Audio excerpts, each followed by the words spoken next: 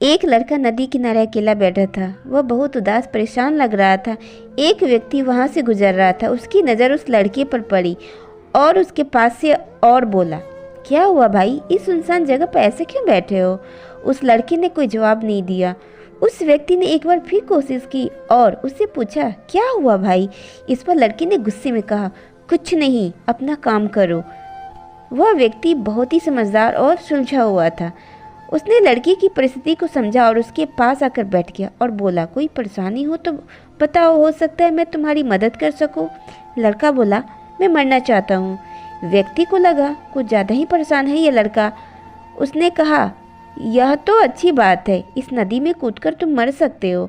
मरना तो एक दिन सबको है ही, तुम पहले ही मरना चाहते हो, इससे ज़्यादा अच्छी बात क्या हो सकती है? वो लड़का जो भी अभी तक उसकी बात पर ध्यान नहीं दे रहा था, अब वो उसकी बातों से आश्चर्यचकित हो गया। उस व्यक्ति ने पूछा, तुम मरना क्यों चाहते हो? लड़के को लगा कि मरना तो है ही, अब इससे क्या छुपाना। लड़का बोला, एक लड़की ने मुझे धोखा दिया है, मैं उसके बिना नहीं जी सकता। व्यक्ति बोला, वो लड़की मर गई है क्या तुम्हारे बिना? लड़के ने जवाब दिया, नहीं, वह किसी और के साथ खुश है। हम दोनों 1 साल से प्यार करते थे, साथ में शादी करना चाहते थे। वह भी मुझसे प्यार करती थी। फिर अचानक मुझे पता चला कि वो मेरे साथ साथ किसी और से भी प्यार करती है। जब मुझे पता चला तो उसने मेरा साथ छोड़ दिया और किसी और के साथ चली गई। मेरे मन में उसके लिए इतना प्यार था, फिर भी वह मुझे छोड़कर चली गई। मैं यह दुख सहन नहीं कर पा रहा हूँ। उसकी याद मुझे जीने नहीं देती। मैं उसे नुकसान नहीं पहुँचा सकता। हो सकता है मेरी मौत से उसकी आंखें खुल जाए और मेरे प्यार को पहचाने।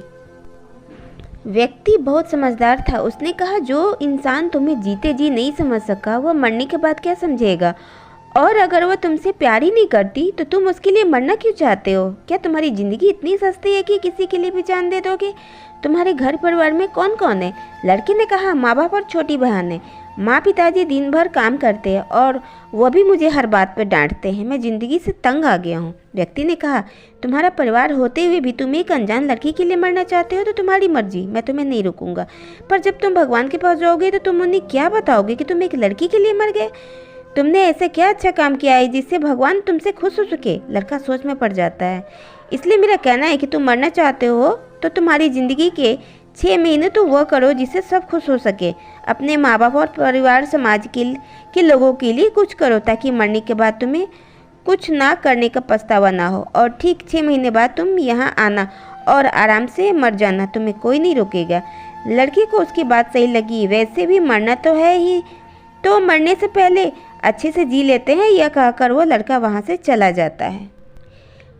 ठीक 6 महीने बाद वह लड़का उसी नदी के किनारे आता है। चूँकि वह व्यक्ति रोज उस रास्ते से जाता था, उसने देखा कि वह लड़का वापस आया है। व्यक्ति ने कहा, क्या हुआ, आगे मरने के लिए? लड़के ने कहा, जब 6 महीने पहले मैं यहाँ से गया था तब बहुत ही उदास और परेशान था। मुझे कुछ अच्छा नहीं लग रहा था। हर समय उस लड़की की याद मुझे सता रही थी। पर 6 महीने के बाद मरने की सोच में रुक जाता था। सबसे पहले मैंने अपने माँ बाप को खुश करने की सोची। पैसा नहीं है मेरे पास, मैंने मजदूरी की, काम किया। पहली बार छोटा बड़ा हर काम करके जब मैं पिताजी के हाथ पर पैसा रखता तब मुझे पहली बार खुशी का एहसास हुआ। छोटी बहन को उसकी पसंद के कपड़े और खिलौने दिलवाए, उसकी खुशी देखकर मुझे दूसरी बार खुशी का एहसास हुआ। जो लोग मुझसे बात करना पसंद नहीं करते थे, मैंने उनको भी मना करके सामने से बात की और सबसे दुश्मनी और मनमुटाव ख़त्म किया। तब मुझे खुशी का एहसास हुआ। दोस्त, परिवार, समाज में मैं इतना घुल मिल गया कि ये 6 महीने निकले मुझे पता भी नहीं चला। इन 6 महीनों में मेरी ज़िंदगी बदल गई। मुझे उस लड़की की कभी याद ही नहीं आई। वह व्यक्ति मुस्कुराते हुए बोला, तो अब यहाँ क्यों आए हो? लड़के ने कहा, आपको धन्यवाद देने। जब मैं मरने के लिए आया तब आपने ही मुझे सही राय देकर मुझे मरने से बचाया नहीं बल्कि मुझे नई ज़िंदगी भी दी। मैं बहुत ही मामूली सी बात भी समझ नहीं पा रहा था कि जो इंसान मेरा है ही नहीं उसके लिए मैं उन लोगों को छोड़ कर जा रहा था जो मुझे बहुत प्यार करते हैं।